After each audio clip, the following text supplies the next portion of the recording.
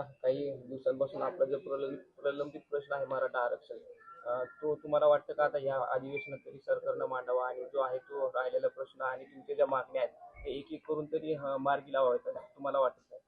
मांडतील असं वाटतं की या अधिवेशनात सगळे प्रश्न निकाली काढतील.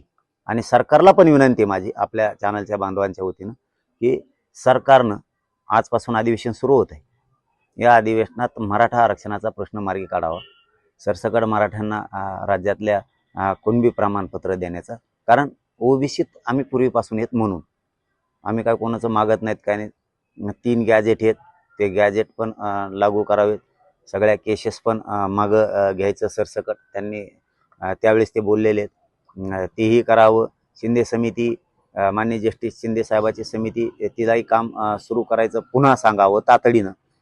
जे कक्ष होते पूर्वीचे ते कक्षही सुरू करावेत. या सगळ्या जे आमच्या 8, 9, 10 मागण्या आहेत, सगळे सोयऱ्याची अंमलबजावणी पण आहे. 83 क्रमांकाला कुणबी आणि मराठा एक आहे, तोही अध्यादेश काढून आता अधिवेशनात सगळ्या घोषणा कराव्यात अंमलबजावणीसह सरकारनं, अशी आम्हाला आशा पण आहे, अपेक्षा पण आहे आणि ते करतील असं वाटतं आणि त्यांनी ते करावं ही सरकारला आमच्याकडून विनंती. मराठा आरक्षणाच्या बाजूने नेहमी आम्ही उभे राहतो, खंबीरपणे त्यांची बाजू मांडतो, त्यांच्याच बाजूने आम्ही निर्णय घेतो असं जाहीरपणे जे आहे ते नेहमी देवेंद्र फडणवीस सांगतात. आता ते स्वतः मुख्यमंत्री झाले, आता प्रश्न मार्गी लागत. आता म्हणलेतच ना, ते इथून पाठीमागं सुद्धा खूप वेळेस म्हणले की आम्ही मराठा आरक्षणाच्या बाजूने कधी विरोध करत नाहीत, काय विषय नाही, आमचा फुल सपोर्ट आहे. आता अधिवेशनात दिसेल ना, करतील ना ते, आणि त्यांनी करायला पाहिजे. आता बोलले त्याप्रमाणे त्यांनी करायला पाहिजे आणि ती अपेक्षा आशा मराठा समाजाला आहे की ते करतील. नाही केलं आम्ही सज्ज आहेत, उद्या तारीख डिक्लेअर करणार लगेच सामूहिक उपोषणाची, आम्ही सज्ज आहेत. धन्यवाद. दादा, काय सांगाल तुम्ही? आता जे आहे ते नवीन सरकारची स्थापना झालेली आहे आणि नवीन सरकार स्थापन झाल्यानंतर तुम्ही जे आहे ते सामूहिक आंदोलन उपोषण करणार आहेत, कधी करणार आहेत आणि काय तारीख असेल? उद्या सकाळी 11 वाजता आम्ही तारीख डिक्लेअर करणार आहे. अंतरवाली या ठिकाणाहूनच उपोषणाची तारीख, आमरण उपोषणाची डिक्लेअर करणार आहे. जे अंतरवालीतलं आमरण उपोषण स्थगित केलं ते पुन्हा सुरू करायला उद्या आम्ही तारीख डिक्लेअर करणार आहे. की ज्यांना स्वतः मनानं बसायचं, स्वतःच्या मनानं असेच बसणार आहेत, कोणावरती आमरण उपोषणाला बसण्याचं बंधन घातलं जाणार नाही आहे कोणावरतीच. त्यामुळे ज्याला स्वतःच्या मनाने बसायचं आहे, घरच्याचा विरोध असेल तर कोणी बसायचं नाही. इथं येऊन तुम्ही आमरण उपोषण न करता नुसते बसले तरी चालतं, ज्यांना सहन होतंय त्यांनीच करायचे. या स्वरूपाचं सामूहिक उपोषण ते होईल. पण नाही कुणी बसलं तरी मी बसणार आहे, कारण काही काहींना नाही कुणी बसलं याचा अर्थ असा की काही काहींना नाही सहन होत, नाही उपाशी बसू शकत. उद्या तारीख होईल डिक्लेअर. दादा, म्हणजे याची गिनीज बुकात सुद्धा नोंद घेतली जाईल. नेमकं साधारण किती लोक जे आहेत ते या उपोषणाला बसू शकतात, कारण खूप मोठ्या पद्धतीनं संख्या असू शकते. जर लोकांना जर बसाच म्हणलं तर मग गिनीज बुकच काय, जगाच्या पाठीवर असं आमरण उपोषण सामूहिक कधीच झालेलं नसेल, होऊ शकतं. परंतु सगळेच काळजी करायला लागते, सगळीच काळजी करायला लागते मला की बसा म्हणलं तर घराघरातून माणसं बसतील.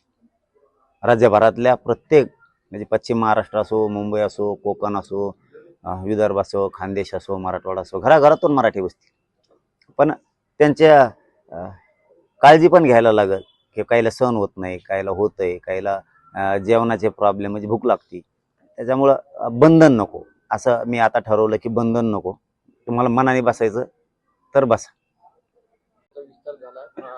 महायुतीच्या सरकारमध्ये 39 मंत्री जे आहेत ते मोठ्या संख्येनं पहिल्याच विस्तारामध्ये सामील झाले. मात्र याच्यामध्ये ओबीसीचे नेते जे आहेत छगन भुजबळ यांना मंत्रिपदावरून डावलले.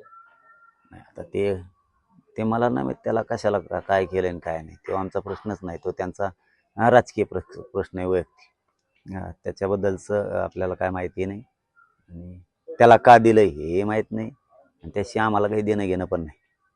मराठा आरक्षणाचा मारे करायचं आम्हाला काय देणं घेणं नाही. गोरगरिबांना, ओबीसींना सुद्धा त्यांनी काय कधी काही खाऊ दिलेलं नाही. परंतु ते आता मला काय म्हणायचं की त्यात पडायचंच नाही आम्हाला. त्या राजकीय विषय त्यांचा, तो आरक्षणाचा विषय नाही येतो, तो राजकीय विषय. त्याच्यामुळे त्यांचं ते बघून घेतील, आपल्याला बोलायचं काही गरज नाही असं मला वाटतं, की राजकारणात आपण बोलायची गरज नाही. आरक्षणात बोलला तर सोडणार नाही. मराठा समाजाला मोठ्या प्रमाणामध्ये विरोध केल्यामुळे जर डावलला असेल असं वाटत नाही का? नाही, माझं म्हणणं काय आहे, की बाबा त्या राजकारणाच्या विषयात मी पडणारच नाही. कारण ते त्यांचा वैयक्तिक विषय, त्यांच्या पक्षाचा म्हणा किंवा त्यांच्या सरकारचा म्हणा किंवा त्यांचं काय असेल ते त्यांचा विषय. आरक्षणाच्या विरोधात बोलला की मी सोडणार. त्यामुळे ते ज्याचा त्याचा विषय जो तो आपण त्याच्यात काय ढवळाढवळ करायची काही गरज नाही, चपडबं करायची गरज नाही. आरक्षणासाठी आम्ही लढायला खंबीर आहेत. उद्या आम्ही तारीख डिक्लेअर करणार आहेत आणि मराठी मोठ्या ताकदीनं त्या तारखेला, जी तारीख उद्या डिक्लेअर होणार आहे त्या तारखेला महाराष्ट्रातल्या कानाकोपऱ्यातले मराठी ताकदीनं येणार. कामं धंदे सगळे एक दिवसासाठी बंद ठेवून, शेतकरी सगळे एक दिवस काम बंद ठेवून सगळे मराठी एक दिवस अंतर्वालीत येणार आहे. सगळेची सगळे. एवढी ताकद पुन्हा एकदा या देशाला आणि जगाला दिसणारे मराठी किती ताकदीने